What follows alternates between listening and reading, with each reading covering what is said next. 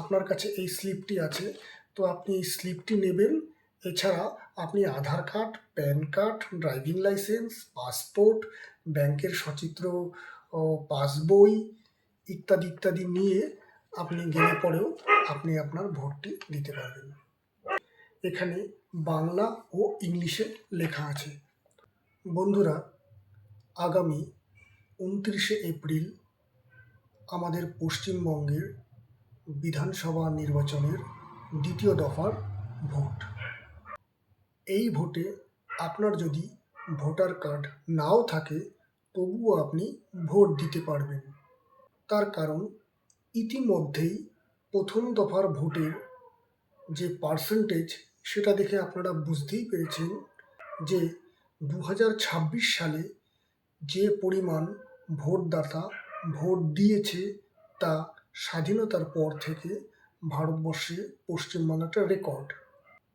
এর পেছনে কারণ হচ্ছে যাদের ভোটার কার্ড নেই তারাও 2026 সালে ভোট দিতে পারবে। নির্বাচন কমিশন কিছু নির্দেশিকা দিয়েছে, সেই নির্দেশিকা অনুযায়ী আপনি ভোটার কার্ড ছাড়াও ভোট দিতে পারবেন। আপনি এবার জিজ্ঞেস করতে পারেন যে এটা কেমন করে সম্ভব। এই বিষয়টা বোঝার জন্যই ভিডিওটি একটু ধৈর্য ধরে দেখুন। তো নমস্কার বন্ধুরা, আমি রাজু, আর আপনারা দেখছেন আমার ইউটিউব চ্যানেল স্প্রেডিং জ্ঞান বাগান ফান। দেখুন, এবছর এসআইআর হয়েছে, সেই এসআইআরে বহু লোকের নাম বাদ গেছে। আমরা সবাই জানি যে এসআইআরের এই বিশাল প্রক্রিয়াটা যথেষ্ট কম সময়ের মধ্যে করা হয়েছে। সেই কারণে প্রত্যেক বছরই যারা নতুন ভোটের নাম তোলে বা ভোটার কার্ডের জন্য রেজিস্ট্রেশন করে, দেখুন এসআইআর প্রক্রিয়াটাকে সুষ্ঠুভাবে করার জন্য যে পরিমাণ সময়ের দরকার তার থেকে অনেক কম সময়ের মধ্যেই নির্বাচন কমিশন 2026 সালের এসআইআর প্রক্রিয়াটিকে সম্পন্ন করেছে। এর ফলে এবছর যাদের 18 বছর হয়েছে তারা ভোটের নাম তোলার জন্য যখন অ্যাপ্লিকেশন করেছে, সবার অ্যাপ্লিকেশন প্রসেস করে সেই voter ID card by post সবার বাড়িতে পৌঁছানো নির্দিষ্ট সময়ের মধ্যে সম্ভব হয়নি। এরকম বহু ভোটার রয়েছে যাদের এবছরও নতুন নাম উঠেছে অথচ তারা তাদের ভোটার কার্ডটি এখনও পাননি। এছাড়া ধরুন যাদের ভোটার কার্ড হারিয়ে গেছে বা কোনো কারণে ভোটার কার্ড খুঁজে পাচ্ছেন না, তারাও এবছর 2026 সালে আগামী 29 তারিখ ভোট দিতে পারবেন।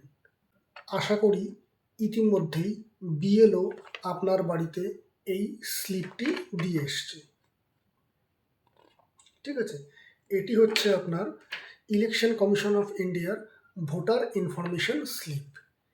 সাধারণত প্রত্যেক বছর আপনাকে ভোটার কার্ড আর স্লিপ নিয়ে ভোট দিতে যেতে হয়, কিন্তু এবছর নির্বাচন কমিশনের নতুন নির্দেশিকা অনুযায়ী বিএলও আপনার বাড়িতে যে এই স্লিপটি দিয়ে গেছে, এই স্লিপটি আর এর সঙ্গে যে কোনো 12টি অত্যাবশ্যকীয় ডকুমেন্টস, যেটা ইলেকশন কমিশন তাদের নির্দেশিকায় জানিয়েছে, সেই ডকুমেন্টসগুলোর মধ্যে কোনো একটা নিয়ে গেলে পরেও আপনি ভোটার কার্ড ছাড়াই আপনি ভোট দিতে পারবেন। কি কি ডকুমেন্টসগুলো লাগবে সেটা এই স্লিপের পেছনেই এখানে বাংলা ও ইংলিশে লেখা আছে। আমি আপনাকে বলে দিচ্ছি সে ডকুমেন্টসগুলো কি কি। সেগুলো হচ্ছে আপনি Aadhaar card, passport, driving licence, PAN card, ব্যাংকের পাসবই, অবশ্যই ফটো সহ থাকতে হবে।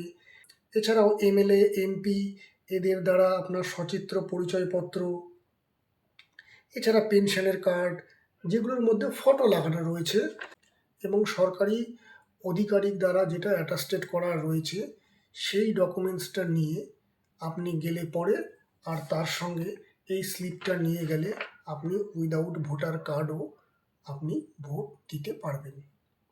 অর্থাৎ খুব সহজে আপনার এই মুহূর্তে 18 বছর হয়েছে, আপনি ভোটের নাম তুলেছেন অথচ আপনার বাড়িতে ভোটার কার্ড আসেনি, বা আপনার ভোটার কার্ডটি আপনি খুঁজে পাচ্ছেন না সঠিক ভোট দিতে যাওয়ার সময়ে, তা কিন্তু আপনার কাছে এই স্লিপটি আছে, তো আপনি এই স্লিপটি নেবেন।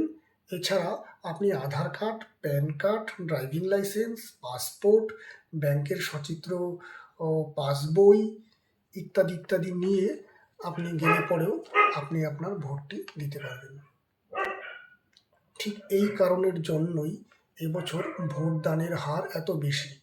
তার কারণ অনেকেই, না এর অন্যান্য আনুষঙ্গিক কারণ থাকতেও পারে, কিন্তু এর মেন কারণই হচ্ছে যে এবছর যাদের অনেকেরই ভোটার কার্ড হারিয়ে গেছে, কিন্তু তারা ভোটার কার্ড ছাড়াও তাদের অন্যান্য আনুষঙ্গিক ডকুমেন্টসগুলো দিয়ে তারা তাদের ভোটটি দিতে পারছে।